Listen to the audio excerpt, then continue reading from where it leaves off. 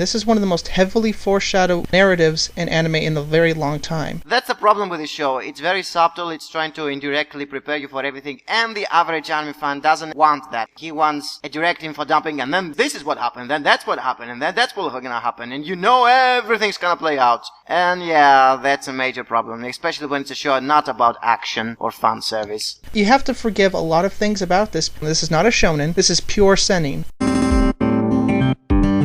When I first saw the flashback to the modern era where we are right now, I thought, man, this is going to be a badass telekinesis battle show. But then it does something completely different and new. They bring you into a world that is new to the common eye. We have constant jumping between timelines. We have vicious murders, and then we have a feudal era in the future of that timeline. It gets a little confusing. The first 4 episodes, they pretty much just explain how the school system works, and they bring up all these different things like stories to scare the kids. You discover that almost every single fairy tale that these children have ever been told, they're based off of true stories, which is the most frightening part about it. It's interesting, it's cool. Very, very indirect of how they learn their lessons and how the teachers evaluate them for their worth. And if everyone is so filtered out, this whole society is generated by fear. The interesting thing is these stories and the world that they live in is all created from science, which is one of the most interesting things I have ever seen in an anime to date. This is the product of what happens when evolution goes completely unchecked. This is a very totalitarian universe now. They had to make sure that everyone is completely controlled. When in danger, I get horny to preserve my species. This is so freaking crazy. I'm like, that's right, we've been genetically tampered. And if you can make peace with the fact that these characters are literally the symbols of this science fiction world, then this show is just really amazing to watch and as a mystery show. Yes, it lacks energy, but this is the rare science fiction that we don't get to see very often. It's usually lambasted as an action movie in movies. In an anime, it generally is turned into a shonen showdown. The 6th episode, they have to be careful not to tell these rat people that they don't have their powers, and that's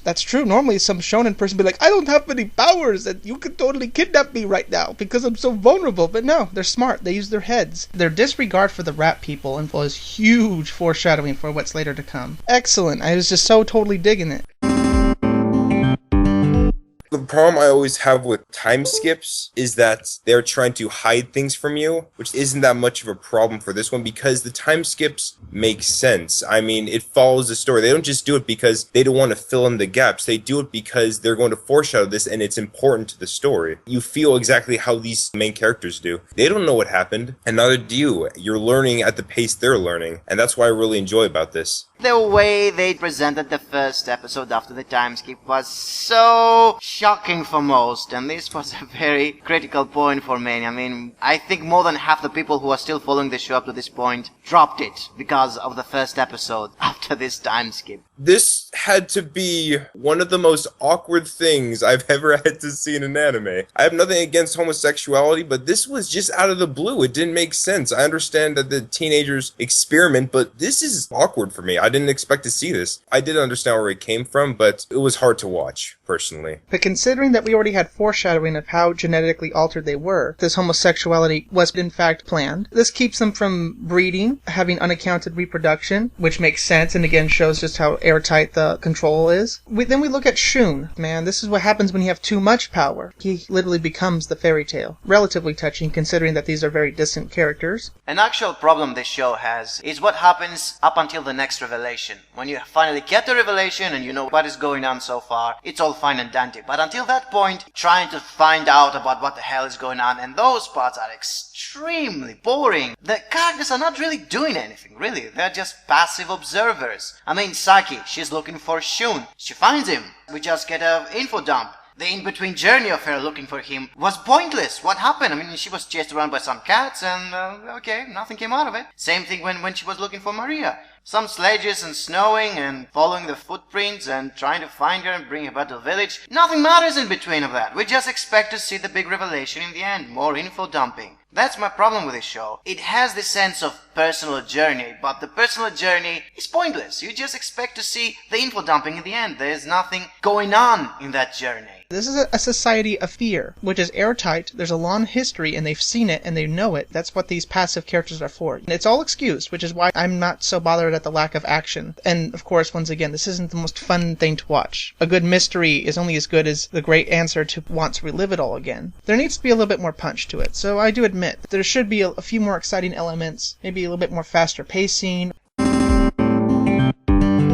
Saki, she's working in the, I guess, animal relations part of the city, and she's looking at all these little mole rats that are going to be spliced. Saki asks herself, why did they choose mole rats? I mean, is there any other reason they'd splice them with humans only because they're so obedient? That is probably one of the most fucked up things I have ever heard of. You splice yourself with a creature that for the most part can't make its own decisions without a leader, which is exactly what humanity needs. It's really deep. It's like so subtle, but it's probably one of the best parts of the entire anime. I hate time skips, and this time it's 10 years. They leave out so much stuff, like, why did they break up? Why is Saki working in this section? Why isn't she the leader yet? But you discover that the mole people are actually controlled by humanity, and the humans don't even bat an eye. They say, yeah, go play at the playground, go stab him with the spear, I don't give a shit. This is actually fairly interesting. It does feel a little bit unimportant, but for the concept of the show that humanity has pretty much become God, and these creatures have to get an okay from God, it's really impressive.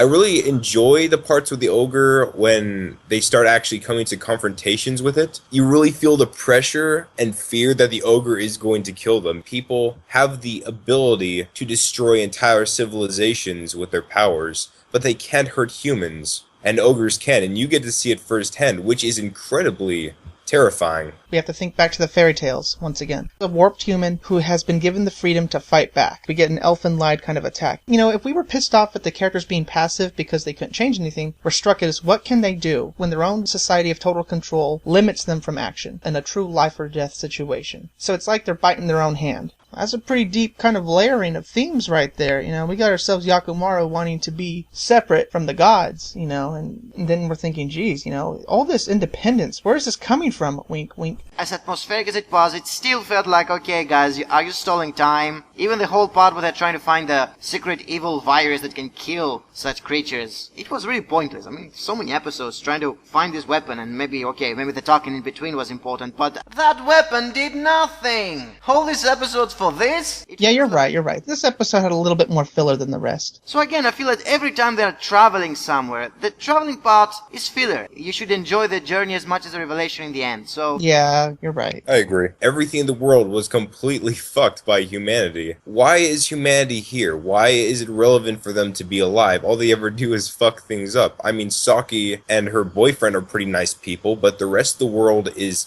heartless, really. They all just stand there emotionless. This is shown what happens when your choices, your actions go unaffected. The very presence of humanity, with all their psycho powers, they're literally affecting the world, whether they know it or not. This is, once again, a very good reflection of how we are today. Very, very, very good part right here. And then we have one of the best twists in the entire show. The mole rat DNA is there as like a final trap. The final plan to take down the ogre was pure genius, you know. Disguise Kiromaru and then let it be known that, oh my god, it killed its own person, and then watch it die. Very good moment. A little rushed, but, you know, still, it was not anticlimactic. Then we realize that Yakumaru announces that it is human. It still believes itself to have all the qualifications of the spirit to equal humanity. Saki releases him from his eternal damnation, which is also good foreshadowing for the point of why she wrote this entire story to begin with. How she really wants the world to be a better place. She did her part in a very subtle, submissive way. I'm just going to give it a little credit that she made an action. She did make her decision, and it was brave, noble, and it came and it fit with her character. So I was satisfied. Well, anyway, I thought the ending was how it should be, but you're still left with that feeling of this isn't going to be right. Humanity's always going to fuck up. Even when these people are gone, the new runner-ups are going to fuck everything up. It's really just humanity is kind of a poison. So I think this show did that really well, but I thought that the ending wasn't to my liking.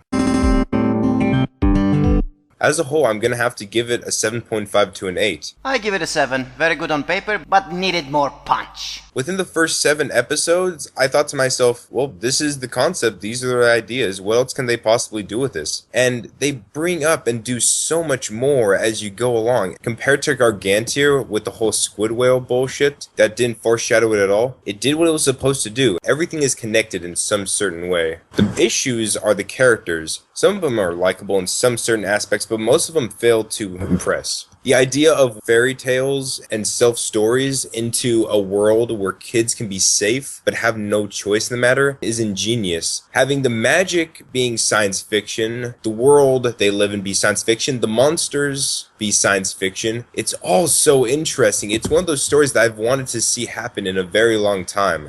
It's not fun, it lacks energy, it lacks character appeal. This is like anti-Tarantino entertainment right here, which is what most people have become spoiled with. But if you like the kind of premise that just grows and grows, true depth of a premise, Shinsekai Yori is that show. I can't recommend it enough. This is a step backwards in terms of Ergo Proxy, which had, pretty much everything and cream of the crop. It is one hell of a science fiction premise, well explored, well defined. Sales-wise, Shinsekai Yori is a failure. It sold close to nothing. The same year, A1 Pictures also made Sword Art Online, and that one sold millions. So everybody would logically say, well, we don't want any more Shinsekai, let's make more Sword Art Online. And even if you check what people were saying while these two shows were airing, whoa, Sword Art Online is the best show ever!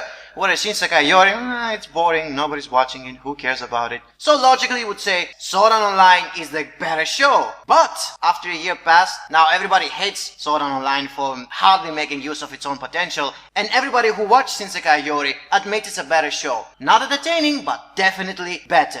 So, yes, this is not a show for dumb entertainment, and please stop thinking that anime is just for dumbass entertainment for stupid people who want explosions and boobs. Anime can be a lot more than that, and this is a good example of it. It could have been better in terms of presentation. Sure, it was a bit sloppy here and there. It could have been presented in a better way, but you cannot say it's a bad show because it lacked energy. This is one of those animes that they would have made of a different era. We're in an economic crisis, and this was able to be made in the midst of it. Yep. This is not soft porn for easy money. This is something that'll stand the test of time in every good way that it should be known. Mirai Nikki will stand the test of time as being a bad example of what not to do. This is the opposite. We can complain about what ifs, but I can't think of any other way that they could have fixed it. Everything came full circle. Bioshock Infinite, you play through it, it's alright. And it has all these little things that you didn't see before, and you replay through it, and you start seeing them, and you start enjoying the game a little bit more. Shinsekai Yori is that. You might not like it the first time, but if you go back into it, it's almost as fun the second time to watch it. So check it out. And that's it for Shinsekai Yori. We all approve it. Very good anime. Watch it. And Sword Art Online, go fuck yourself. By the way, they're making a special Sword Art Online episode, and it's a swimsuit episode. Go buy a billion copies of that, you fucking otakus.